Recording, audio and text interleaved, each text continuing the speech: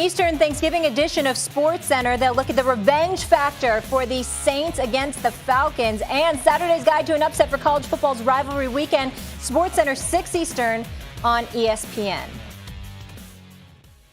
It's no secret since Kyrie Irving left Boston and Kemba Walker arrived that the team has been running more smoothly on and off the court. Last night, the Nets faced the Celtics in what was supposed to be Kyrie's big return to Beantown, but Kyrie's dealing with injury and did not make the trip. Kemba showed out 39 points, 6 rebounds, 4 assists in the matchup, but Irving didn't go unnoticed as Celtics fans taunted and booed him throughout the game. Kyrie taking out that frustration on social media in a lengthy post where he wrote this: "It happens all the time, and tonight just shows how sports entertainment will always be ignorant and obtrusive. It's one big show that means very, very little in the world that most people live in because there are actually things that matter going on within it."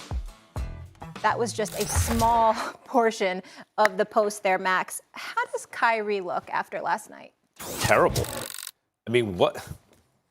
If he had a point to make, maybe I keep hearing how smart Kyrie is. If he had a point to make, what he wrote was incoherent. I don't know what point he's trying to make, really. I sense that I can imagine what it's like to live in the fishbowl that he does, or maybe I can't. And there's obviously a lot of pressure, and he may be going through things personally. He alluded to them. But that was like a rambling, incoherent, self-indulgent big thing of nothing. First of all, I don't think obtrusive. I don't think he meant obtrusive. I was kind of figuring out. Kyrie, what are you talking about? And also capitalized spelling of words that aren't supposed to be capitalized. And at the end, he has this big thing. What was it, like life or something like that, as though it's supposed to be some big point or profound. It was juvenile. It was silly. It was hard to understand. There was nothing interesting in it. If he does have something interesting to say, he didn't say it there, or not. He didn't articulate it well. But beyond that, it's like you're playing yourself. You're showing that this stuff is getting to you, the fans are getting to you, and you're doing it on a night when Kemba Walker gave you the business. Kemba Walker's just balling. 39 points. I mean, Kyrie didn't play, but 39 points in a win. The team is better with Kemba Walker, Stephen A. Kyrie, I don't want to compare him to Antonio Brown. But the reason I bring AB up is because I'm like, AB can't get right. AB has got to hit bottom in a way that he understands before he can really start getting himself right.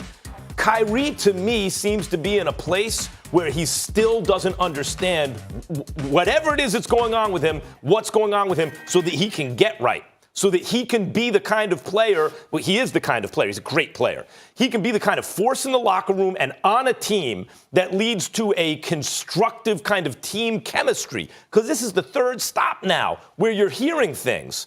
And it started right away. It didn't take a season or anything. It started like a couple weeks in. He's putting on like the greatest show on earth when he's healthy. It's unbelievable how spectacular. But what I say, I expected the team's record to be like the same as last year, because it's not contributing to a better situation than the situation he found. And this look is just a bad look for Kyrie. I don't disagree with you. I have a different take, but I don't disagree with what you're saying. Max is right. It was a bad look. It really, really was. It was somewhat incoherent for folks that don't know him a little bit or whatever in terms of how he wrote it and what he was trying to emphasize, and he used the word obtrusive. And I'm like, I know what obtrusive means. I don't know what the hell you're talking about. It didn't vibe. It didn't vibe at all. But what I will say to you, let me explain what I deduced from his message. When I read what he wrote on Instagram, here was the bad part about it, and then I'm going to go to, because there's a good part to all of this, believe it or not. But I'm going to go to the bad first. Kyrie Irving just signed for 4 years and $141 million. Mm-hmm. That is an average of over $35 million a year. No, money is not everything, and we all get that. But damn it, it's your job. What you were talking about last night, no disrespect to Kyrie Irving, but fans don't particularly care to hear about that when you're not playing. Now, if you're playing and you're performing, but there are other things going on, fans will rally behind you because you went out there and you did your job in the throes of all of this internal adversity that's going on. But when you've missed your 7th straight game, even though you're averaging 28, 7, and 5 on the season, when you've missed your 7th straight game, when the team is 500, when the belief is supposed to be that you got that money because they're better with you, and then you're not playing, and on top of it all, you don't show up when your team is going against your former team in front of a crowd you promised you would re-sign with. That's a great point, because a lot of people thought he was ducking a hostile environment. But see, that's the point. I think that's unfair.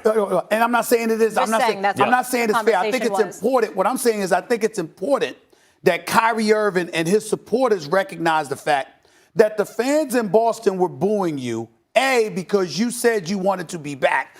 B, when you left, Max remembered. He owned it and said it was my fault. I should have been a better leader. I had a bunch of stuff going on. But it was after you left and signed with Brooklyn that you confessed that you didn't do what you were supposed to do when you played for them. So they do have a license under those circumstances to boo you and heckle you or whatever, as long as it doesn't cross the line. And I don't think Kyrie sucks or, you know what, where's Kyrie is beyond the pale. That's stuff that happens at sporting events. Just don't go beyond that and it's no problem. The flip side to it is, here's where I think it's a beautiful thing. I know Kyrie can ball. Yeah. And I know that when you calling him out like that, the next time he is healthy and he shows up at TD Bank Garden, this is not somebody. Kyrie Irving is not the kind of ball player that's going to go like this. They're booing me. Oh, no, especially with Kemba dropping 39. Kyrie's going to be like this. He might go for 60. He showed you what he showed you. Now let me show you what I can do. So what I'm saying to you, for me, remember, because I always get back to basketball and loving these moments and the competition. And I'm telling you right now, you know how we use the saying from T.O., get your popcorn ready. Let me tell you something right now. If I got time, I don't give a damn where I'm at. I'm going to fly to Boston for that one. Because Kyrie Irving showing up at TD Bank Garden. Oh, my God. Boston, wait until you see Kyrie on that basketball court. Oh, my God. I agree. I think that's a great take. I think Kyrie might go for 60. He might go for 60. And you know what? Kemba might go for 25. But which team is going to win? That's fair. That's my issue with Kyrie. Look, I get that his style of play, to me, I've come to think of him as a type of player who can get you over the top if you have a great team. But maybe it could also mess with the chemistry. But maybe by himself, he's too ball dominant to make the team better. Is his team going to win or lose that game? I feel you on that. That's what I want to know. And I'm saying, just do me one favor for one regular season game. Just ignore it. Because let me tell you something right now.